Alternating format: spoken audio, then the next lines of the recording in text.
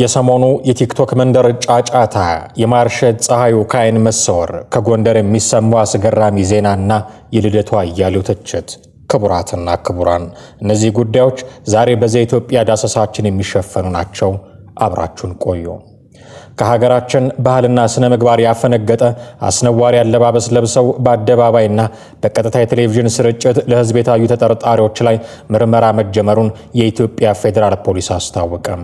ፖሊስ በሶስተኛው የጂ-ፓወር ቲክቶክ ክሬቲቭ አዋርድ ላይ ከኢትዮጵያ ሕዝብ ባህልና ስነ ምግባር ባፈነገጠ አኳኋን ሰውነታቸውን የገላለጠ አለባበስ ለብሰው በአደባባይና በቴሌቪዥን ቀጥታ ስርጭት ለሕዝብ የታዩ ተጠርጣሪዎችን ከነግብረ አበሮቻቸው በቁጥጥር ስር አውሎ ምርመራ ማጣራት መጀመሩን አስታውቋል። ሰሞኑን በአዲስ አበባ ከተማ በተካሄደው ሶስተኛው የጂ-ፓወር ቲክቶክ ክሬቲቭ አዋርድ ላይ ከኢትዮጵያ ሕዝብ ባህልና መልካም ስነ ምግባር በተቃራኒ በሕዝብ ዘንድ ተቀባይነት የሌለው አስነዋሪ አለባበስ ለብሰው በአደባባይና በቴሌቪዥን ቀጥታ ስርጭት የታዩ ዝግጅቱን በስፖንሰርነት የደገፉና ፕሮግራሙን ያቀነባበሩ ተጠርጣሪዎች አንደኛ ወንጌላዊት ገብረ እንድሪያስ በርህ፣ ሁለተኛ በረከት ጸጋዬ ጅፋር፣ ሶስተኛ መቅደም ደረጀ መንግስቱ፣ አራተኛ ግሩም ገዛኸኝ ቀጭኔና አምስተኛ ዮሐንስ መኮንን ኃይለ ማርያም የተባሉ ግለሰቦች መሆናቸውን ፖሊስ ገልጿል።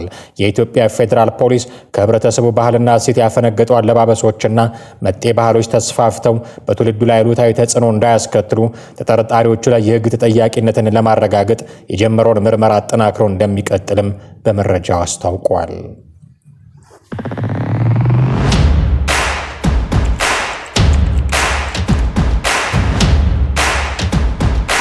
አሁን ወደ ነገረ ማርሸት ፀሐዩ እናልፋለን። እንደውም እንደተከታተላችሁት ፊልድ ማርች የኢታማዦር ሹም ምክትል ሹሙ ጀነራል አበባው ታደሰ እንጅባራ ሄደው ነበረ። እንጅባራ መግባታቸውን ተከትሎ ፋኖች ወደዛው ጥቃት በመክፈታቸው ዙሪያውን ወዲያው ስብሰባው ተቋርጠው ወዴት ነው ሄዱት? ወደ ባህር ዳር ነው የተመለሱት። በአጀባ ወደ ባህር ዳር ሄደው አቫንቲ ሆቴል የሚባል ቦታ አለ፣ እዛ ተቀምጠው ነበረ የጀነራሎቹን ስብሰባ እየተከታተሉ የነበሩት። እነዚህ ብቻ አይደሉም፣ እነዚህ ጥቂቶቹ ናቸው ወደ አማራ ክልል ሄደው ከነበሩት ጀነራሎች መካከል። ተመልካቾቻችን አሁን የደረሰን ዜና አለ።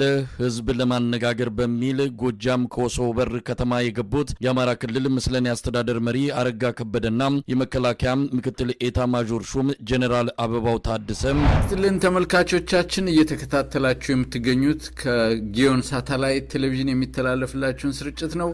በትናንትናው የዜና ወጃችን ጀነራል አበባው ታደሰና አረጋ ከበደ በኮሶበር እነዚህ መረጃዎች ከዓመት ገደማ በፊት ማርሸት ፀሐይ በሚባል የአማራ ፋኖ በጎጃም ቃል አቀባይ አማካይነት ተፈብርከው የተሰራጩ ናቸው። ፋኖ ማርሸት ፀሐይ በሰሜኑ ጦርነት ጊዜ ጌታቸው ረዳ ያደረጋቸው የነበሩ ንግግሮችን ለመብለጥ የሚጥር የፕሮፓጋንዳ ማሽን ይመስላል። ያኔ ፌዴራል መንግስቱና ህወሓት እንጥፍጣፊ ትዕግስት አልቆባቸው ፖለቲካን በካልቾ ጠልዘው በመሳሪያ ላንቃ ሲነጋገሩ ሳለ ጊዜ ብዙ ጉድ እንሰማ ነበረ። የትግራይ ምድር አቅፋ ከያዘቻቸው በረሃዎች በአንዱ ሆኖ የዶክተር አብይን ስም ሲያብጠለጥል የሚውል በቀደመ ስልጣኑ በማስታወቂያ ሚኒስቴር ውስጥ የመንግስት አፍ ሆኖ ያገለገለ ቄሮን አጋንን ተብሎ ለመፈረጅ ያላቅማማ አንደበት በጦርነቱም ጊዜ ባጫ ደበሌን እስክስተኛ፣ ብርሃኑ ጁላን ውሸተኛ እያለ ያቃለለ ምላስ ሰፊ የፕሮፓጋንዳ ስራ ይሰራ ነበር። ይህ የአቶ ጌታቸው ረዳ አንደበት ክፍለ ጦር ደምስሰናል፣ ጄኔራል ማርከናል በሚሉ ልብ የሚያሞቁ ሰበር ዜናዎች የተሞላም ነበር።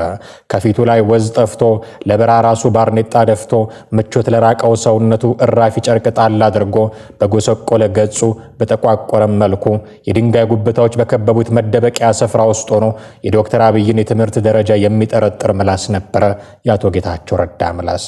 የመከላከያው ከፍተኛ ሹማምንት በመገናኛ ብዙሃን በኩል ብቅ ብለው አንዳች የድል ዜና ባበሰሩ ቁጥር ከተደበቀበት ዋሻ ሆኖ የመልስ ምት ለመስጠት የሚፋጠን የማረኩትን ታንክና ዲሽቃ ቁጥር ለማስመዝገብ የሚጣደፍ አንደበት ነበረ የአቶ ጌታቸው ረዳ አንደበት።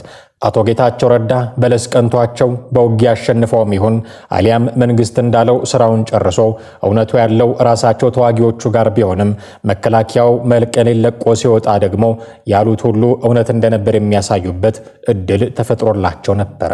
ከዚያም ጊዜ በኋላ ቢሆን ጦርነቱ ወደ ደሴና ደብረ ሲና ሲዛመት ሸሚዙን የቀየረ ሰውነቱ መለስ ያለ ጥቂትም ብትሆን የላመ የጣመውን የቀማመሰ አንደበት ከትግራይ በረሃዎች ዋሻ ውስጥ ወጥቶ በመዲናዋ መቀሌ ባሉ ዘመናዊ ስቱዲዮዎች ውስጥ ሆኖ የተለመደ መግለጫውን ይሰጥ ነበር።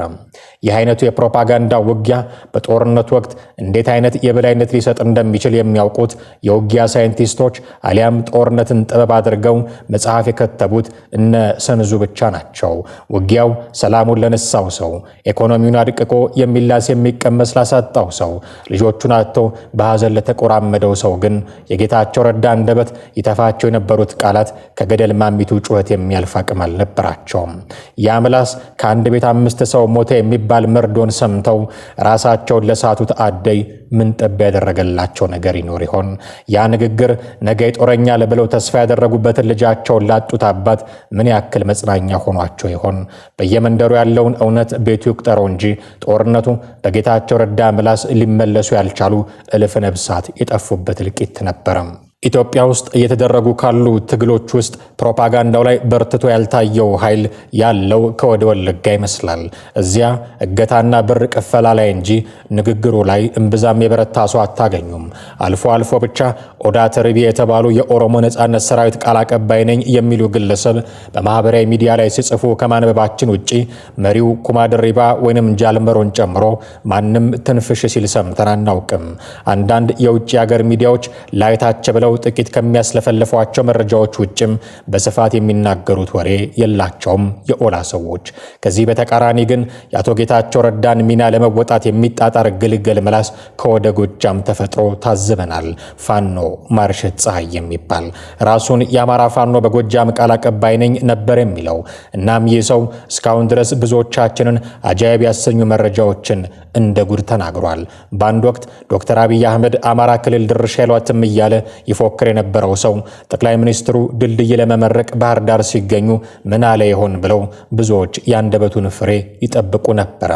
ማርሸትም ሞርታርና ቦምባችን የጠቅላይ ሚኒስትሩን ነብስ ለመንጠቅ ተወንጭፈው ነበረ፣ ኢላማቸውን ሳቱ እንጂ ብሎ በሳቅ ሊገድለን ተቃርቦ ነበረ። አንድ ጎበዝ ደራሲ ጽፎ ያዘጋጀውን ድርሰት የመሰለ አገላለጽም ተጠቅሞ ዶክተር አብይ ላቡን በሶፍት እየጠረገ ወደ ሄሊኮፕተሩ እየሮጠ ሄደ ብሎም አስደምሞናል። ማርሸት ፀሐዩ የዚህ ሰው መረጃዎች በዚህ ብቻ የሚያበቁ አልነበሩም። በአንድ ወቅት ደግሞ ከአሁን በኋላ ኢትዮጵያ ውስጥ መንግስት የሚባል ነገር የለም ብሎ ደስኩሮ ነበረ። ለዚህ አባባሉ ካቀረባቸው አመክንዮች ውስጥ ደግሞ አንዱ አንዴት የአስቸኳይ ጊዜ አዋጁ ማብቃት በይፋ አልተነገረም የሚል ነበረ። ማርሸት ፀሐይ ከአቅም ግንባታ ይልቅ ገጽታ ግንባታ ላይ ያተኮረበት ጊዜም ነበረ። መጀመሪያ ሰሞን በተንቀሳቃሽ ምስል ያስተላለፋቸው የነበሩ መግለጫዎች እንደ ነገሩ የተሰናዱ የነበሩ ናቸው። ከዛ በኋላ ግን አረንጓዴ ላስቲክ ሰቅሎ በኤዲቲንግ ጥበብ በግሪን ስክሪን ቴክኖሎጂ ደንበኛ ስቱዲዮ ውስጥ ያለ መስሎ መግለጫዎችን መስጠት ጀምሮም ነበረ። ምን ዋጋ አለው? ያለበትን ቦታ የቀየረ ለማስመሰል ምን ቢጣጣር ጫካ ውስጥ ሆኖ የሚንጫጩ አዋፍ ድምጽ ግን ውሸቱን ሊያዳንቁለት አልቻሉም። የሆነ ሆኖ በዚህ የገጽታ ግንባታ እንቅስቃሴ ዙሪያ ከፍተኛ ትኩረት የተሰጠው የሚመስለው መረጃዎችን በላይ ማድረስ ነው። እናም ልማደኛው ፋኖ ማርሸት በአንድ ወቅት ጀነራል አበባውንና ርዕሰ መስተዳድር አረጋ ከበደን ከበናል ብሎ አንድ መረጃ አሾለከ። በመግቢያችን ላይ ድምጻቸውን ያሰማናቸው ሚዲያዎችም ይህንኑ ተቀብለው ሲያስተጋቡ አሉ። የመከላከያው ቁልፍ ሰው ጀነራል አበባው ታደሰ ግን አዲስ አበባ ውስጥ ከአማራ ተወላጆች ጋር ውይይት ሲያደርጉ ታዩና መረጃውን አሳጡት። ይህንን ሲያይ ነበረ ማርሸት ፀሐይ ከምናላቸው ስማቸው ጋር ተማክሮ እነ ጀነራል አበባው በብረት ለበስ ታንክ ታጅበው አምልጠውናል የሚል መረጃ የሰጠው። በነገራችን ላይ እነ ጌታቸው ረዳ እንዲያ እያወሩ ያጋጋሉት ጦርነት ሲያበቃ ከስድብ አላመለጡም፣ ከተችት አልዳኑም። ተዋግተው ኑሮውን ያልቀየሩለት አሁንም ድረስ በወንጀል እየታመሰ የሚገኝ ክልል ያስቀሩለት ነዋሪ በአይነ ቁራኛ ያያቸዋል። ይባስ ብሎም እርስ በርስ ለመገዳደል የሚዛዛቱ ጄኔራሎች፣ በሴራ መጠላለፍ አንዱ ሌላኛውን ለመብለጥ የሚሟሟቱ ፖለቲከኞች ሆነዋል። ከጦርነቱ በኋላ ለአሁኖቹ አፈቀላጤዎችም መዳረሻቸው እንዲህ ከመሆን የሚዘል አይመስልም። ዓመት የሚፍጅ 2 ዓመት ያለቀው አልቆ መደራደር ተደራድሮም መስማማት ላይቀር የሚያስፈጁት ሰው ያሳዝናል እንጂ እነርሱማ እጅ ለእጅ ተጨባብጠው ከመንግስት ጎን መቆማቸው አይቀርም። ይኸው የቅርብ ጊዜው የማስረሻ ሰጤ ድርድር እማኝ ሆኖ ከሩቅ ይጣራል። አሁን አንድ ጥያቄ እናንሳ። ያ የፋኖን የየዕለት የድል ወሬዎች በመሳይ መኮንን ሚዲያ በኩል ሲቀርብ የነበረው አጋጣሚውን ባገኘ ቁጥር ጠቅላይ ሚኒስትሩ ላይ ሲዝት፣ ፊልድ ማርሻሉ ላይ ሲፎክር እናውቀው የነበረው ማርሸት ፀሐዩ የት ገባ? ከቅርብ ጊዜ ወዲህ ድምፁ አልሰማ ብሏል። አንዲት ነገር ኮሽ ባለች ቁጥር ምላሱን በፕሮፓጋንዳ ቃላት ሞልቶ ብቅ ይል የነበረው ሰው አሁን ማስረሻ ሰጤን የሚያክል ፋኖ ሲደራደር፣ ጠቅላይ ሚኒስትሩ ባህር ዳርና ጎንደር ከዚያም አልፎ ከሚሴ ሲመላለሱ ጎንደር የሰዓት እላፊዋን ስታነሳ ዝምታን መርጧል።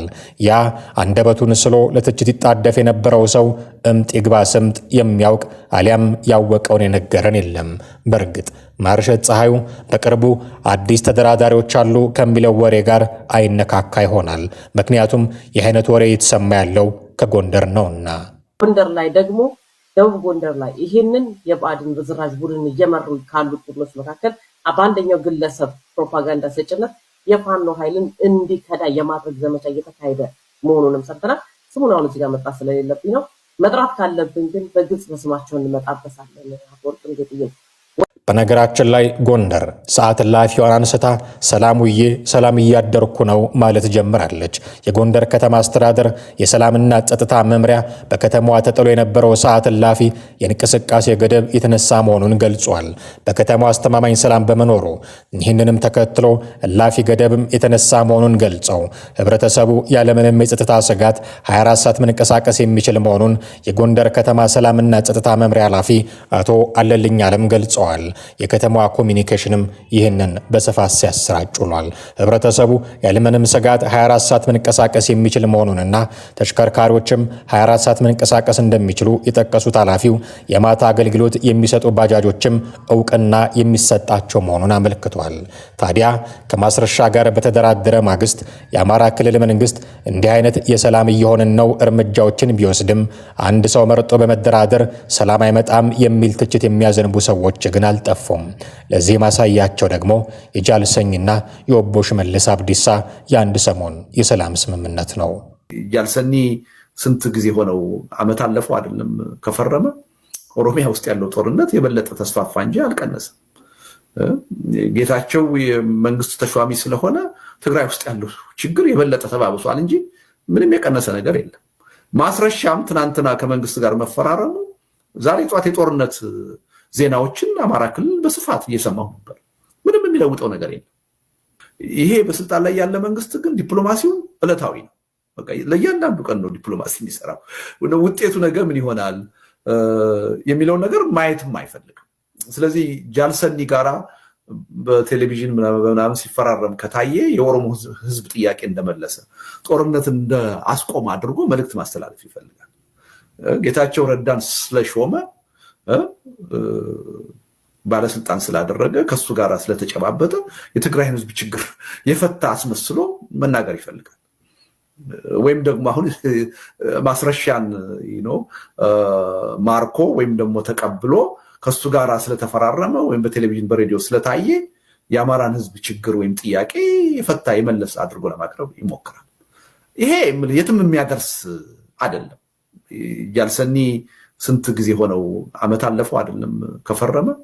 ኦሮሚያ ውስጥ ያለው ጦርነት የበለጠ ተስፋፋ እንጂ አልቀነሰም። ጌታቸው የመንግስት ተሿሚ ስለሆነ ትግራይ ውስጥ ያለው ችግር የበለጠ ተባብሷል እንጂ ምንም የቀነሰ ነገር የለም። ማስረሻም ትናንትና ከመንግስት ጋር መፈራረሙ ዛሬ ጧት የጦርነት ዜናዎችን አማራ ክልል በስፋት እየሰማሁ ነበር። ምንም የሚለውጠው ነገር የለም።